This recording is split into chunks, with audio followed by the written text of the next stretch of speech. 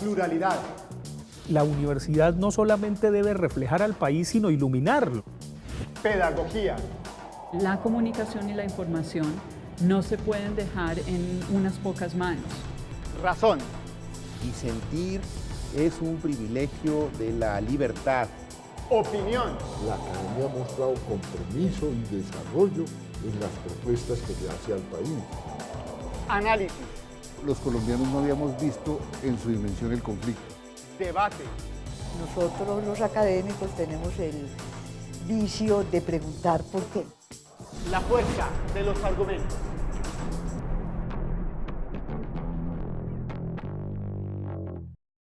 Bienvenidos a La Fuerza de los Argumentos, un programa de la Rectoría de la Universidad de Antioquia, y hoy hablaremos sobre nuevos ámbitos de la sexualidad en Colombia. Para ello tenemos un par de invitados, miremos quiénes son. Hernando Muñoz Sánchez, licenciado en Administración y Supervisión Educativa de la Universidad de La Sabana, doctor en Perspectiva de Género en las Ciencias Sociales de la Universidad Complutense de Madrid, España, actual vicedecano de la Facultad de Ciencias Sociales y Humanas de la Universidad de Antioquia. Beethoven Zuleta Ruiz, historiador de la Universidad Nacional de Colombia, doctor en Etnología y Antropología Social de la Escuela de Altos Estudios de París, Francia, actual coordinador de la Maestría en Hábitat de la Universidad Nacional de Colombia. Yo he tenido que luchar para ser yo y que se me respete. Llevar ese estigma para mí es un orgullo.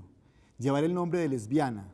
No voy presumiendo, no lo voy pregonando, pero no lo niego. He tenido que enfrentarme con la sociedad, con la iglesia, que dice que malditos los homosexuales. Es absurdo. ¿Cómo vas a juzgar a un ser que ha nacido así? Yo no estudié para lesbiana, ni me enseñaron a ser así. Yo nací así, desde que abrí los ojos al mundo. Yo nunca me he acostado con un señor, nunca.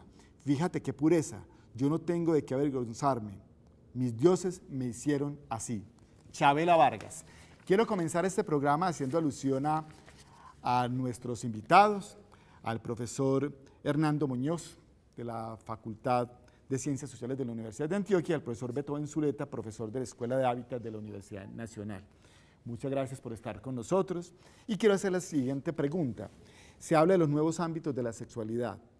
¿Realmente sí hay nuevos ámbitos o están tratando de encontrar un espacio para esos nuevos ámbitos, profesor Zuleta? Pues visto en perspectiva antropológica o incluso en la perspectiva de la vivencia urbana, uno diría que esos nuevos ámbitos son territorios, lugares, como lo dice Maffesoli, tribus urbanas que habitan la ciudad, habitan la cultura, habitan la sociedad, son los nuevos protagonistas. Y esos nuevos protagonismos, digámoslo, están dando cuenta de algo que podríamos llamar una pansexualización de la sociedad. Estamos pasando de una sociedad en la que un modelo de organización sexual de la misma ocultó procesos importantes que se han dado siempre en la vida de nosotros los humanos, pero que ahora, digámoslo, ha habido un factor que de un modo u otro ha incitado y favorecido esa pansexualización, que es la informatización de la sociedad. Es decir, esas tecnologías informacionales han generado un nuevo ámbito de relación, de vecindad, de amistad, de contactos y obviamente de controversias.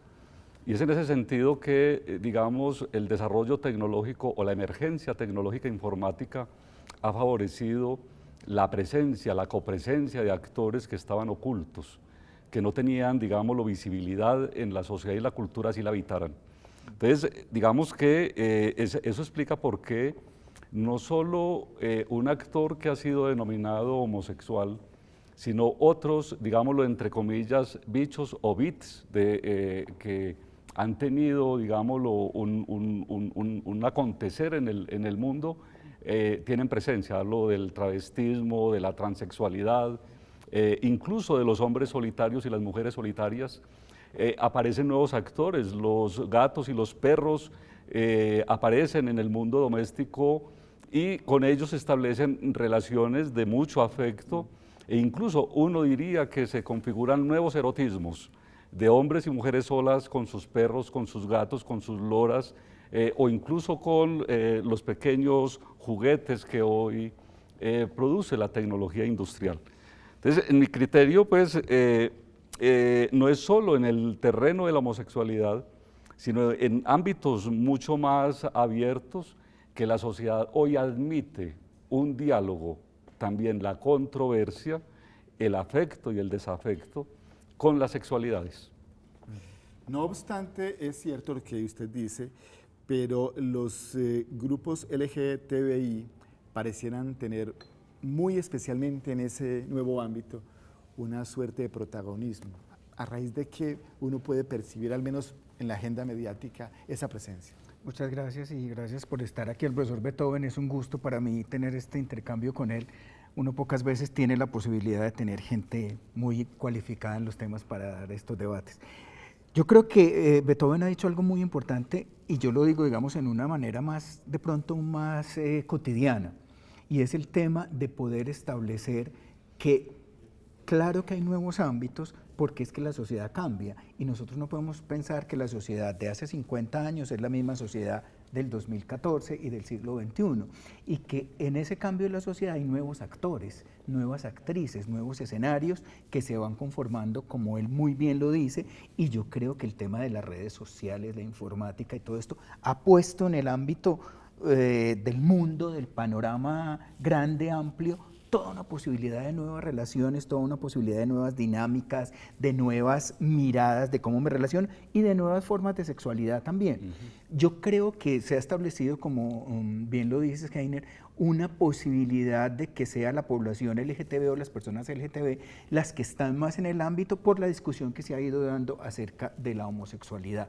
Pero yo creo que para mí la puerta de la homosexualidad o de las personas LGTB abren toda una serie de espacios para otro tipo de relaciones, también para los heterosexuales, es decir, para las sexualidades no normadas de los heterosexuales, y dan toda esa opción. Pero como lo prohibido es lo protagónico, digamos que eso prohibido, que es malo, que es sucio, que es mirado desde lo oscuro de lo que significa ser homosexual o una persona LGT o B o I, es lo que ha traído lo que ha abierto una puerta a la mirada de otras posibilidades que a mí me parecen maravillosas. Fernando, aunque yo pienso que con lo que tocas de decir ahí hay un elemento que vale la pena destacar, y es que hay una cierta reemergencia del concepto de heterosexualidad, que en otros momentos era calificado como una patología que hacía referencia a individuos que gustaban de ambos sexos.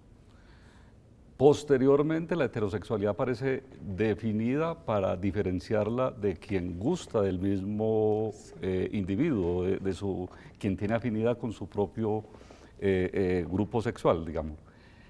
Hoy, el término de la heterosexualidad de algún modo lo ha puesto el mundo homosexual, pero también el mundo del travestismo, del transexual, lo vuelve a colocar en la coladora. Y es al volverlo a colocar en la coladora, lo que se quiebra es la seguridad, esa idea de verdad que había en el planteamiento de heterosexualidad, porque justamente todas estas sexualidades específicas están ahí.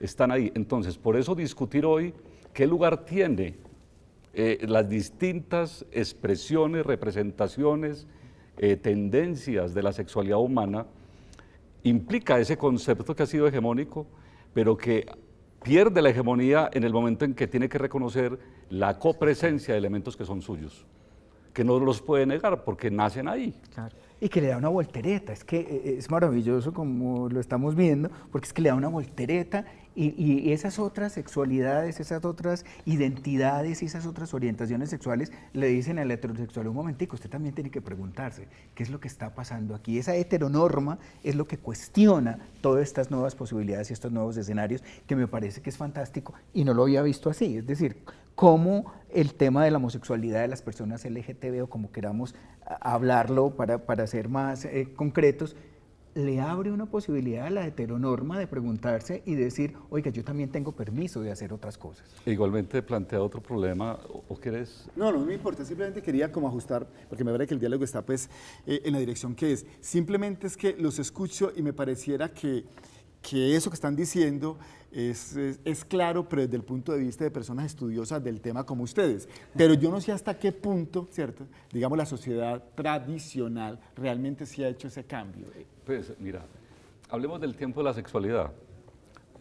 Si bien en la visión pública o en la vida cotidiana, la sexualidad ha sido caracterizada a partir de elementos de carácter biológico o de la genética, incluso se ponen como equivalente de sexualidad a genitalidad.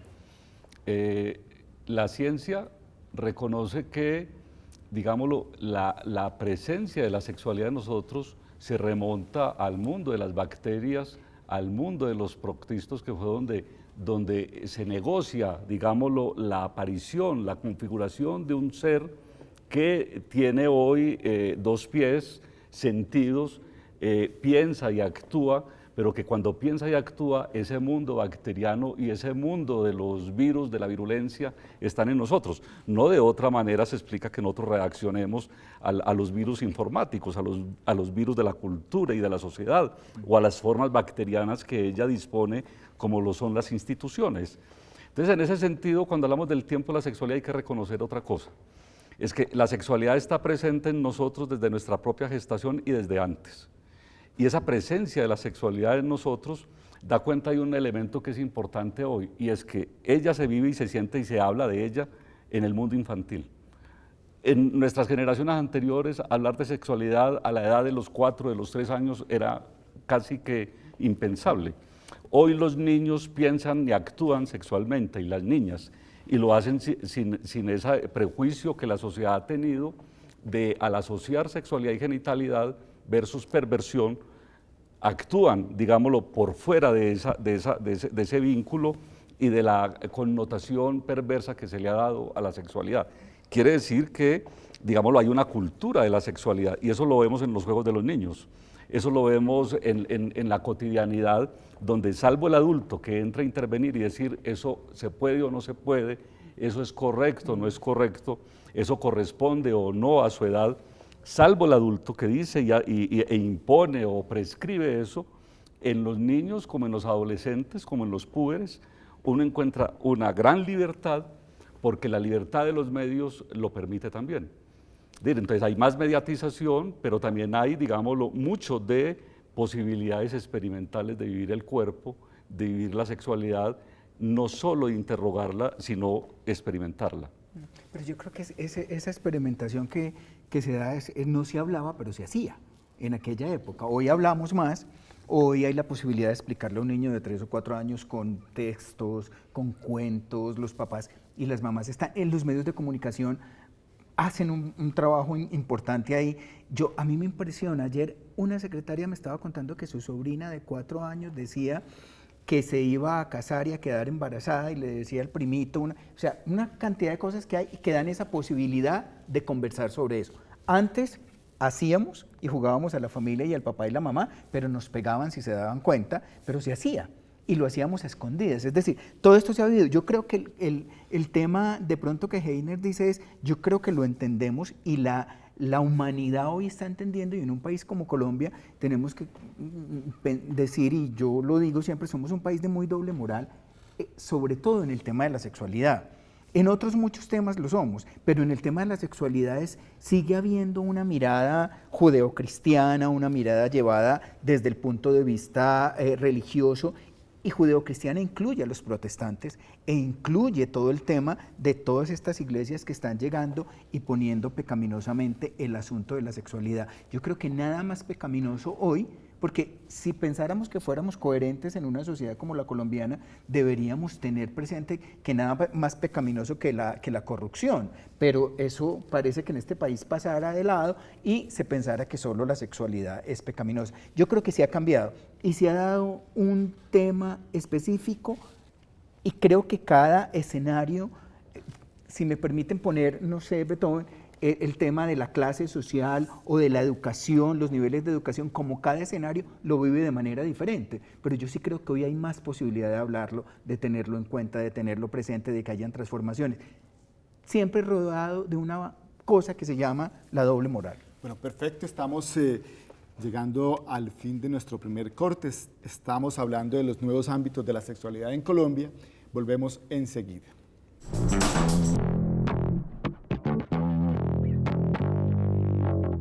Nuevos ámbitos de la sexualidad en Colombia, el tema que nos ocupa hoy en La Fuerza de los Argumentos. En el primer corte estuvimos hablando de lo que significa no solamente el asunto de la homosexualidad, sino de esos nuevos ámbitos. No obstante, no se puede negar que ese grupo minoritario hoy está de alguna manera, digamos, está por decirlo respetuosamente, a pesar de que en 1980 la consideraba la homosexualidad como un delito.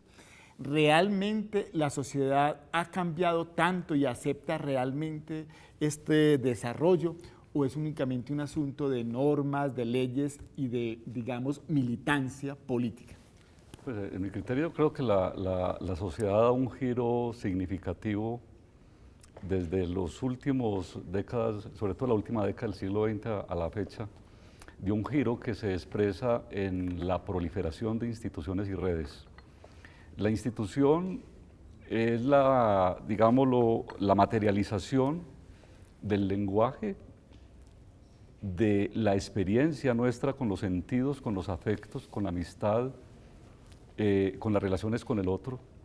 Y en ese sentido las instituciones al proliferar dan cuenta de una expansión, de un ensanchamiento, de la manera como nosotros, los colombianos, experimentamos nuestro diálogo con algo que en la filosofía se entiende como producción de simpatías con los otros, que no es otra cosa que la negociación de nuestras pasiones y de nuestras espiritualidades con la diferencia.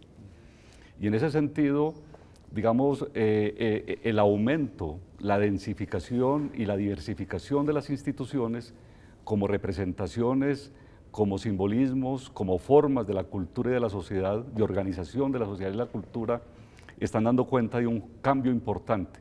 Es decir, eso significa que el patriarcalismo histórico se ha reventado, se ha quebrado. Y eso explica el cada vez mayor protagonismo de las mujeres, no solamente en el mundo social de las familias, como en el mundo social de la vida pública y la vida privada empresarial. Pero paralelamente con digámoslo, el papel protagónico de las mujeres, uno identifica que aquello que estaba marginalizado, que estaba en el escaparate o en el closet o en otros lugares, digámoslo, va a adquirir también una presencia importante ahí, en esas nuevas institucionalidades. La misma escuela, a pesar de las crisis y los problemas que tiene, digámoslo, da cuenta de un cambio ahí. La institución escuela hoy nada que ver con lo que tuvimos antes de la Constitución del 91. Y otro tanto podemos decir con instituciones como la Iglesia Católica, que habiendo mantenido a su interior fuerzas de confinamiento a través de monasterios o conventos, de hombres solos y mujeres solas, digámoslo, da apertura también a nuevas representaciones de su propia espiritualidad. El cristianismo mismo se ha diversificado, la presencia monolítica del catolicismo en Colombia desde los años 80 hacia acá se diversifica no solamente por su propia acción, sino por la acción externa a ella, es decir, la presencia de nuevos cristianismos, de nuevas espiritualidades no religiosas.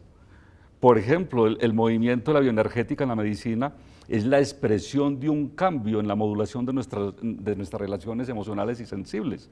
Entonces, todo eso da cuenta de una reconfiguración del espacio en el cual nosotros nos interrogamos, con el que nosotros nos pensamos y definimos en aspectos que nunca o no siempre se nombran, que están asociados a la sexualidad, como las enfermedades, por ejemplo.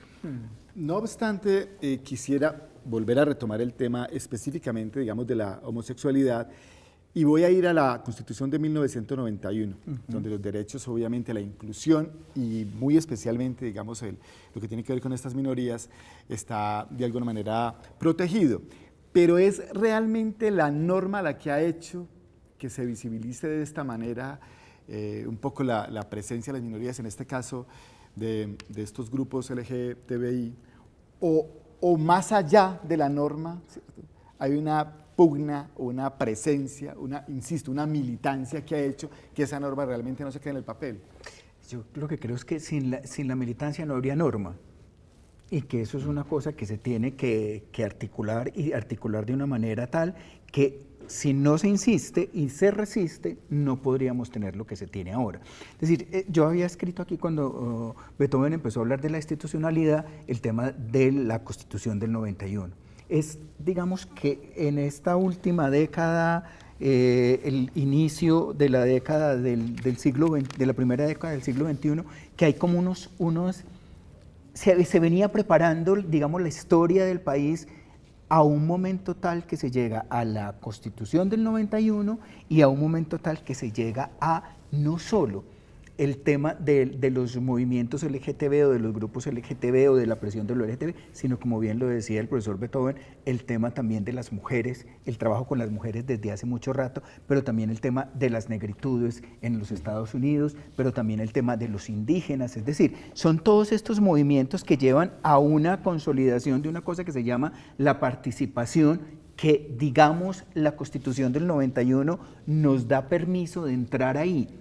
Y en esa Constitución del 91 se abre un espectro para que grupos como los LGTBI entren y entremos a hacer una presión. Yo creo que han sido las dos cosas, es decir, si no hay presión por los derechos, las mujeres no hubieran obtenido lo que han obtenido si no hubiera un movimiento de mujeres tan vital hasta el día de hoy, que pueden obtener lo que tienen, y todavía faltan muchas cosas. Yo creo que ahí hay un asunto muy claro de participación y de resistencia. Esto es de una fuerza brutal, porque además, digamos, que los cambios que han logrado las mujeres los han logrado, y entonces la gente dice, en esa deconstrucción del patriarcado y en esa lucha contra el patriarcado, que creo que todavía es absolutamente fuerte y que todavía hay que hacer muchas cosas, las mujeres han logrado algo. Pero con este tema, algo muy importante, pero con este tema de la homosexualidad, de los grupos LGTB y demás, es que alguien decía una vez, una mujer transgenerista venezolana, que es abogada, decía que los únicos que se han puesto de acuerdo para odiar al mismo grupo son todas las religiones, es decir, los musulmanes, los católicos, los protestantes, pues todas las religiones van en contra de una posibilidad de que existan esas nuevas sexualidades y esas nuevas formas de lo LGTB, mientras que con los temas de las mujeres han tenido que ir abriéndose. Por ejemplo, con el tema de las negritudes, el caso de la nueva película de Selma, ¿cierto? Que trabaja todo el tema de Martin Luther King, y todas esas cosas que se han hecho, pero frente a lo LGTB ha sido una lucha brutal. Bueno, ¿hasta qué punto la orientación sexual, obviamente pues que todo es político, pero es utilizado como instrumento político, más allá de la defensa particular, digamos, entre comillas, de ese gueto? Yo pienso que restringirlo hoy al hecho de que estos grupos que estaban excluidos por su orientación hoy tienen, digamos, un mayor protagonismo e incidencia en las instituciones, entonces decir que hay una instrumentación de su condición para hacer política o para hacer empresa o para hacer universidad, me parece un tanto, digámoslo, exagerado el plantearlo. Que ha tenido la incidencia, comparto con Hernando, en el sentido en que sin esa militancia o sin esa acción política e intelectual y científica, porque ahí hubo concurrencia de muchos factores, hubo debate entre los psiquiatras, entre los médicos, hubo debates pedagógicos, etcétera, que hicieron posible que esas fuerzas, digámoslo, tuvieran un reconocimiento distinto al reconocimiento patológico, al reconocimiento de la enfermedad o al reconocimiento del pecado o de la insuficiencia. Entonces, hablando ya como en el sentido práctico de qué efecto tiene en la política o qué efecto tiene en la operativa de la vida diaria de una sociedad el hecho de que se reconozcan estas fuerzas, a mí me parece que hay dos cosas a reconocer. La primera es que efectivamente hay una cultura política distinta. La sociedad está preparada cultural y políticamente para entender cosas que antes no entendía. ¿Por qué es posible eso? Yo pienso que hay una razón que la acaba de exponer Hernando, que tiene que ver con la militancia, pero también hay que reconocer que en la sociedad y en la cultura se han dado cambios de mentalidad, cambios de percepción de sus relaciones, que pasan por la cultura, que pasan por los valores, que pasa incluso por su visión de la moral, porque la moral, por su grado de subjetividad, expresa, representa la experiencia que cada individuo tiene con el mundo. Y en ese sentido, yo pienso que en Colombia se ha dado un cambio importante de distanciamiento de la sociedad misma, de la población, de los actores, del formato dogmático con el que nosotros describíamos, prescribíamos y asumíamos la moral. La moral ha cambiado, esa moral no es la misma. Y obviamente esa moral ha tenido una incidencia en la manera como nosotros establecemos reglas de convivencia, reglas de reconocimiento del otro, reglas de nuestro comportamiento como individuos. Digamos que en Colombia se ha dado un elemento positivo, y es que el ciudadano es cada vez más ciudadano. Obviamente eso ha sido a fuerza de combates, de guerras, de violencias, porque la dosis de la sexualidad en el acto violento, en el acto de la agresión es muy alta. Y eso no lo hemos reconocido así, salvo, por ejemplo, en su última versión del libro de la historia en Colombia, de Monseñor Guzmán Campos y de Orlando Falsborda, creo que el profesor Umaña, en el que hay un reconocimiento en la teología de la violencia, ese elemento agresor sexual, salvo ahí, digámoslo, nosotros hemos omitido la implicación potente que eso tiene con nuestra conducta agresiva y violenta. Pero se omite, León, por esa misma situación, de eso no se habla. Y como de eso no se habla, pasémonos por ahí, pero está ahí y es latente. Y esa agresividad y esa violencia de lo sexual que se demuestra en los crímenes de odio o en los crímenes, en los feminicidios, etcétera, etcétera, está presente y está dándose. Y ahora yo creo que en ese cambio y transformación de la moral que tú hablas es donde estamos entrando a cuestionar también eso y a ponerle nombre a esa agresividad sexual y a ponerla en el escenario, que es absolutamente importante. Sin esas cosas y sin el trabajo de los grupos, de los activistas, de las mujeres, de los negros, de las personas LGTB, no habría esa transformación de la moral. Antes del siguiente corte, de una manera muy sucinta, hay cierta reacción de las mayorías frente a la legislación que protege a las minorías. En un momento determinado lo vemos permanentemente. ¿Cómo interpreta usted esa reacción que supuestamente por proteger a las minorías comienza a socavar una tradición en la que está inscrita pues una gran parte, digamos, de nuestra cultura? Es que sí, yo creo que si vivimos en la tradición del hombre, del techo del violinista, no podemos apreciar la riqueza de los cambios culturales, de los cambios sociales, de las dinámicas de las relaciones y demás. Y la pregunta mía o la contrapregunta frente a eso es, ¿quién dijo que la mayoría siempre tiene la verdad? O que la mayoría tiene la verdad. Y yo creo que el asunto es que en el tema de derechos específicamente, no podemos rifar los derechos, sea de una mayoría o de una minoría o de unos cuantos seres humanos. Ahí yo sí soy radical en el sentido de que los derechos no se ponen ni a referéndum ni a rifa, porque no es cuestión de mayorías. Los derechos son cuestión de un ser humano que se reconoce como tal. Muy bien, estamos con los profesores Hernando Muñoz y Beethoven Zuleta hablando de nuevos ámbitos de la sexualidad en Colombia. En el próximo corte hablaremos ya no del asunto individual, sino del concepto de familia, que obviamente implica que terceros entren en esta discusión. Ya volvemos.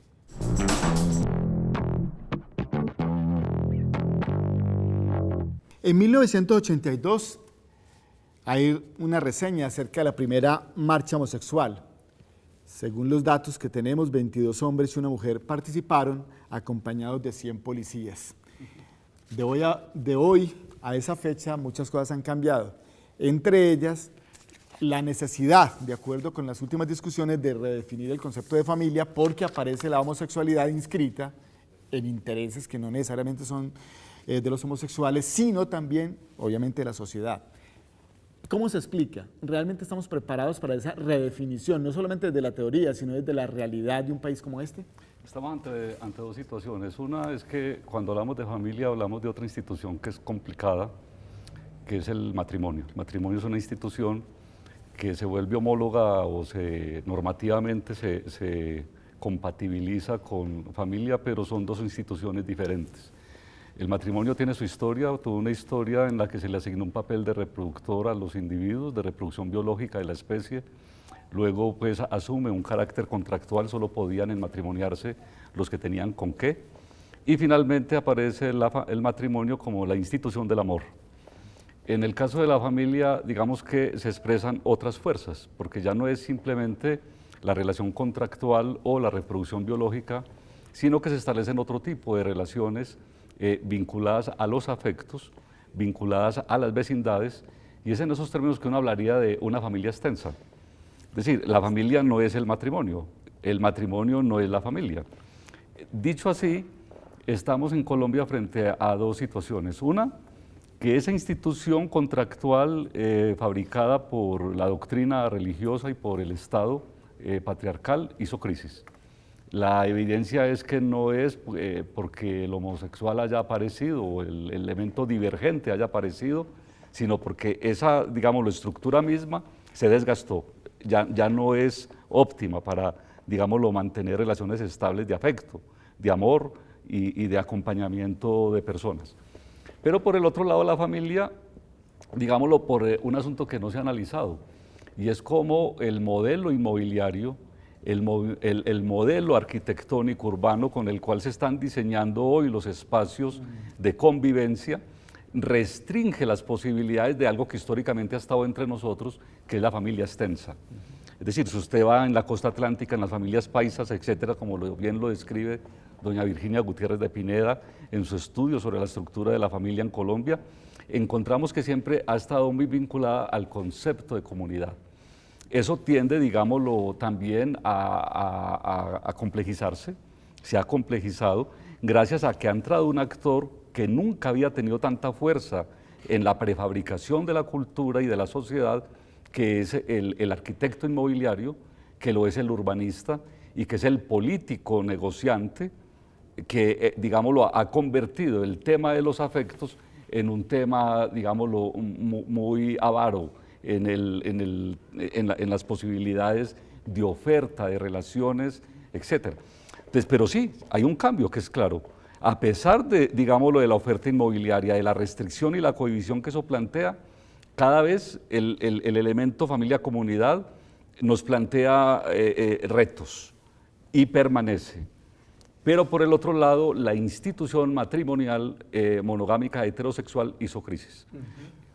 Y yo creo que hizo crisis, Beethoven, en el sentido de que la heteronorma ha sido cuestionada y sigue siendo cuestionada por este tipo de nuevas relaciones y de nuevas dinámicas, la aparición de parejas homosexuales, la aparición de parejas de un hombre con una mujer transgenerista, una cantidad de formas que está. Entonces ya se llega a un asunto y creo que en eso hemos ayudado a que esta sociedad no sea tan enferma, en el sentido de que abre el sentido de la familia y el sentido del matrimonio, sobre todo, a el matrimonio es por amor, es por decisión propia, es porque quiero estar ahí, es porque quiero la compañía y no para la reproducción y no para aguantarme toda la vida, etcétera, etcétera. Yo creo que ese es un elemento muy importante de estos cambios y de esa pansexualidad de la que mencionabas al comienzo. Hay un elemento ahí, Hernando, y es que las nuevas relaciones que hoy configuran el tema o la relación matrimonial, el vínculo matrimonial y familiar,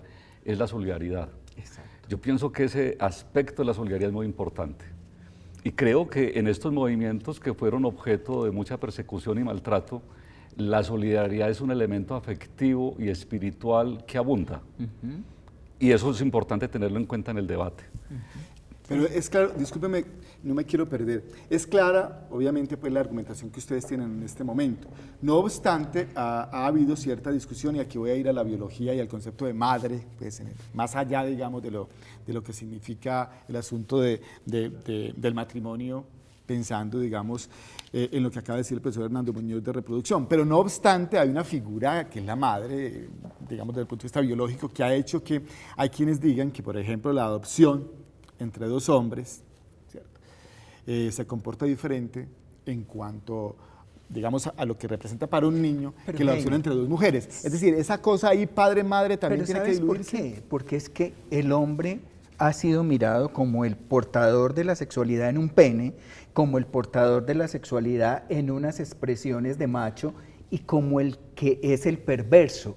Y la mirada de la mujer ha sido una mujer dentro de la educación, dentro de la crianza, de una familia virginal, la que no hace. Es decir, a los hombres se nos ha puesto toda una carga de, como la sexualidad es mala y sucia, pues los hombres tienen esa opción de tenerla más. Yo no sé cómo explicarlo de otra manera, pero es un asunto que se ha dado ahí. Entonces, cuidado, dos hombres que usualmente son los que abusan, los hombres son usualmente los que violan, los hombres son usualmente los que raptan, porque también tiene que ver con la concepción de qué significa ser hombre y mujer, que eso también es un concepto que ha cambiado. Es decir, las mujeres son virginales, de la casa, madres por naturaleza, etc. Eso también ha cambiado con los movimientos de mujeres, con la posición que la mujer ha establecido, etcétera, etcétera. Yo sí creo que hay un asunto ahí que es muy importante y es el tema de que para mí la familia sigue existiendo en una forma de solidaridad, pero yo sí creo que familia es en consecuencia a dos o tres cosas. Uno es el parentesco. Yo creo que el tema de familia con el tema del parentesco sigue siendo importante en esta sociedad. Es decir, el parentesco por consanguinidad, por afiliación o por adopción. Es muy importante. Yo puedo decirle al profesor Beethoven, es que, Heiner, el profesor Beethoven y yo hemos crecido, hemos estado en una suposición de que nos conociéramos hace muchos años, es como si fuera mi hermano. Es como si fuera mi hermano, pero no es mi hermano. El tema de la familia sigue existiendo ahí. Lo que yo creo es que hay una posibilidad en las nuevas relaciones de esa comunidad.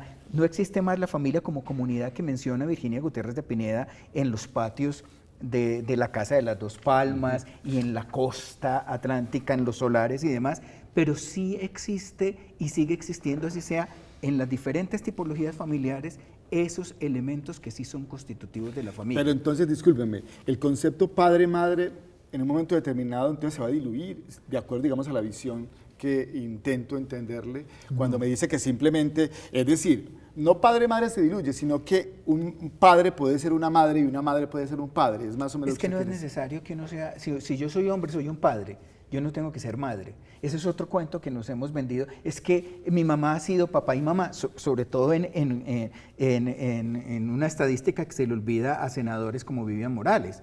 Es decir, a Vivian Morales se le olvida que en este país casi el 40% es de familias monoparentales. Quiere decir que son hogares con jefatura femenina, que los llama el ICBF. Y yo creo que ahí hay un asunto que se nos está olvidando. No, el hombre tiene un papel como padre, la mujer tiene un papel como madre, pero también decir es que mi mamá ha sido papá y mamá es seguir exaltando esa posibilidad de lo materno como lo celestial, como lo virginal, como lo especial. Y yo creo que ahí tenemos que hacer un cambio. No creo que la familia desde esos tres ámbitos que yo lo digo cambie. Lo que sí creo que ha cambiado es las relaciones entre los amigos, entre los grupos, entre las comunidades, y que ya existe, porque no todo puede ser familia tampoco. Pero también es de mirar que las ideas o nociones, conceptos de padre y madre son metáforas, y como metáforas cumplieron una función importante histórica que aún incluso en la ausencia de una de las partes permanecía como parte de la institución sin estarlo. No nos olvidemos que en Colombia la guerra ha eliminado a uno de estos individuos muy tempranamente y que son a las madres solas a quienes les toca levantar a sus hijos, o al revés. En ese sentido, digámoslo, lo que está ocurriendo ahora es que ese carácter metafórico de esas dos figuras sufre cambios cualitativos, en el que dos individuos de la misma género pueden, digámoslo, cumplir esos roles o esas funciones o esas tareas o ese valor simbólico, y que en ese sentido prejuzgarlo moralmente como que hay una inhabilidad de carácter orgánico o de carácter simbólico o de carácter político o económico no pasa de ser simplemente un argumento bastante infundado. Es decir, porque, digámoslo, yo, por ejemplo, cumplí una función de padre-madre en mi familia en el momento en que mi padre no estuvo con mi madre. Cuando ella falla o muere, yo cumplo una función dual por un momento hasta que dejo de cumplirla como hermano. Y muchas Como hermano familias en mayor, Colombia, en muchas familias en Colombia, los hermanos o las hermanas cumplen esas funciones. Es el carácter metafórico de la función, el carácter metafórico de lo que eso contiene en términos de roles, de tareas que se cumplen en el grupo familiar. Y pienso que invalidar a un par de individuos, hombres o mujeres, para que desarrollen tareas de solidaridad y de afecto en algo que ya instituciones como Bienestar Familiar u otras privadas cumplen, me parece que no es un argumento contundente. Bueno, el concepto de familia redefinido a partir de la solidaridad obliga obviamente a que el país o que la sociedad de alguna manera se adapte a una nueva forma de pensar. En el último segmento hablaremos hasta qué punto tenemos leyes que garantizan, digamos, la modernidad de un país, pero en un país que de pronto es premoderno en muchos de esos conceptos. Ya regresamos.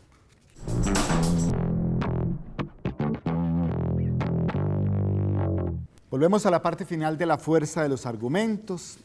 Hablamos de los nuevos ámbitos de la sexualidad en el país y en el mundo seguramente, pero muy especialmente hablamos de nuestro país, en donde las normas, las discusiones, el debate público hace alusión o alude a la modernidad. No obstante, este país puede ser moderno en normas, pero podría calificarse como premoderno en la manera de pensar, profesor Hernando.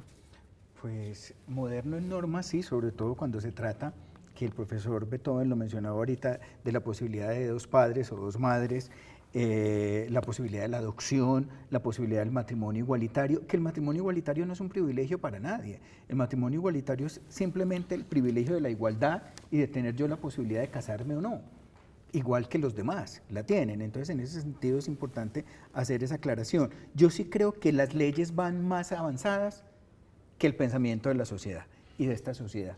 Y las leyes van más avanzadas que el pensamiento de esta sociedad precisamente por los movimientos, por la academia, por las personas que están poniéndose un poquito más allá de la naturalización de esta cultura. Es que queremos naturalizar la cultura y pareciera que si no es natural entonces no puede existir, no puede cambiar. Y creo que el derecho ha ido un poquito más allá. En este país hay que hacerle un reconocimiento enorme a la Corte Constitucional en este tema de los derechos de las minorías, de la sexualidad, si me permiten decirlo así. Y creo que sí estamos en un asunto que es para mí como una coexistencia de cosas, donde a los extremos existe una fuerza muy grande, pero que en la mitad hay como, ¿para dónde nos vamos? Todo el extremo del pensamiento conservador, de derecha, de un pensamiento infundado en términos de la naturalización, de todo tipo de relaciones, y un pensamiento que está diciendo, venga, no, pero abrámonos un poquito, y hay todo un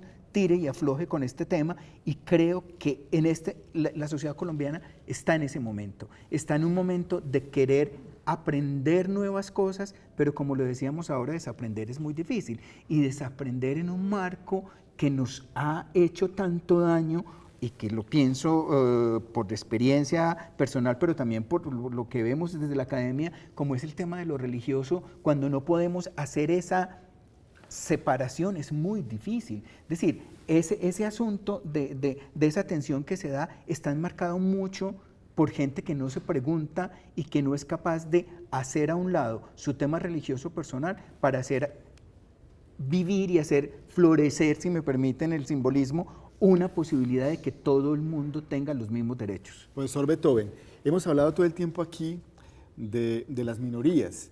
¿Hasta qué punto esa visibilidad, ese estar en la agenda del país, esa militancia que uno la ve pues cada vez más clara, puede hacer que estas minorías, en este caso estoy hablando de los grupos LGTBI, ¿cierto?, realmente comiencen a hacer mayoría? Porque veo que pareciera que cada vez, con base en lo que usted dice, la sociedad cambia, muta, y tal vez tengamos hacia el futuro, digamos, una minoría que realmente se impone más allá. A ver, digamos lo siguiente.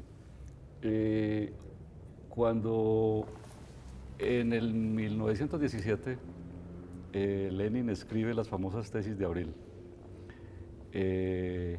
y escribe una consigna, todo el poder a los soviets, ellos que se llamaban bolcheviques y eran minorías, terminan siendo mayorías y salen los mencheviques de la hegemonía de la política en Rusia. Y se instala el leninismo como un proyecto ordenador, reorganizador del Estado y de la sociedad rusas.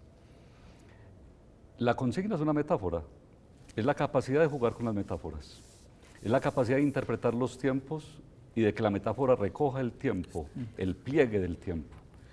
En ese sentido, digamos que estos movimientos, no solo los que se han agrupado en torno a explícitamente la temática de la sexualidad, sino todos los movimientos de las diversidades en Colombia, han metaforizado la sociedad y han, digámoslo, de algún modo puesto en riesgo esas metáforas que hegemonizaron por mucho tiempo nuestra sociedad. Un rasgo de la caída de esas metáforas es la propia corrupción con la que esas metáforas han jugado en el Estado, en la sociedad, en la política y en la guerra.